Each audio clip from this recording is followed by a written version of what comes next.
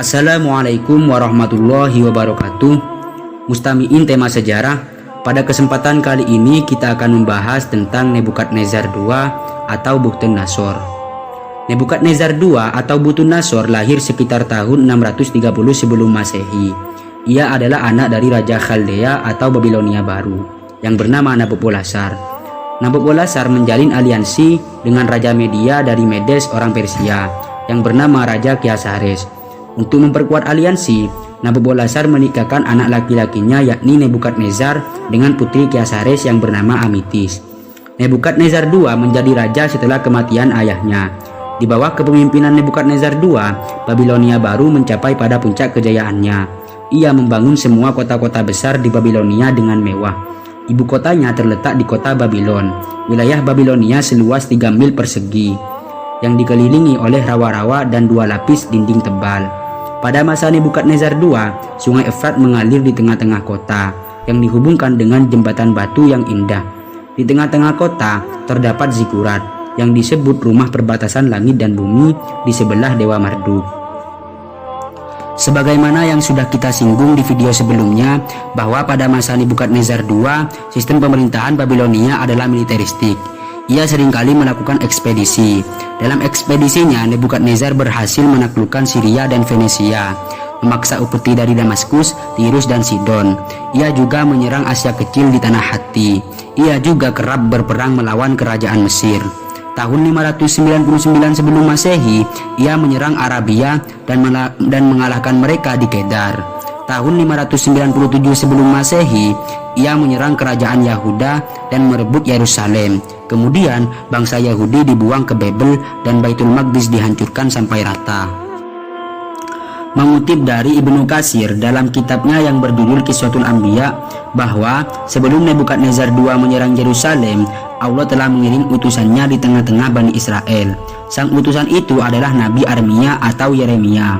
Wahab bin Munabbih mengatakan, Allah menurunkan wahyu kepada Armia ketika berbagai macam kemaksiatan melanda di tengah-tengah kehidupan Bani Israel.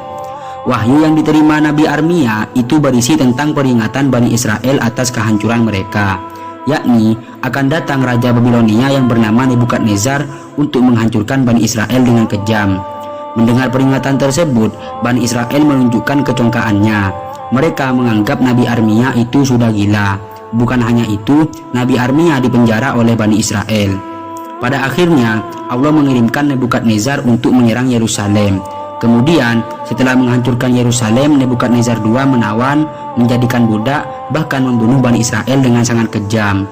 Jumlah tawanan yang ditawan Nebukadnezar mencapai 90.000 orang yang terdiri dari anak-anak, pejabat tinggi, dan putra-putri kerajaan. Semuanya ramai-ramai digiring oleh Raja Nebukadnezar. Selain itu, Nebukadnezar dan pasukannya merobohkan tempat-tempat ibadah di Baitul Maqdis yang dibangun oleh Nabi Sulaiman alaihissalam. Bukan hanya itu, babi-babi disembelih di dalamnya, dan pasukannya pulang dengan membawa harta rampasan yang sangat besar. Ibnu Khaldun dalam bukunya yang berjudul Al-Muqaddimah menuturkan bahwa Masjidil Aqsa dihancurkan oleh Nebukadnezar setelah 800 tahun berdiri. Namun, lambat laun Nabi Uzair membangun kembali Masjidil Aqsa dengan bantuan Raja Persia yang bernama Bahman atau Artaxerxes, yang dalam kekuasaannya berhutang budi pada Bani Israel yang sebelumnya digiring sebagai tawanan di Babilonia oleh Nebukadnezar. Selain keberhasilannya dalam bidang militer, ia juga membangun taman yang sangat terkenal, yang kemudian dikenal dengan nama Taman Gantung. Taman Gantung di kota Babilonia ini adalah salah satu keajaiban zaman kuno, yang termasuk salah satu dari 7 situs peninggalan dunia. Taman ini terletak di tepi sungai Efrat di dekat kota yang sekarang kita kenal sebagai Baghdad atau ibu kota Irak. Pembangunan Taman Gantung ini berlandaskan dengan kisah cinta Raja Nebukadnezar dan Ratu Amitis.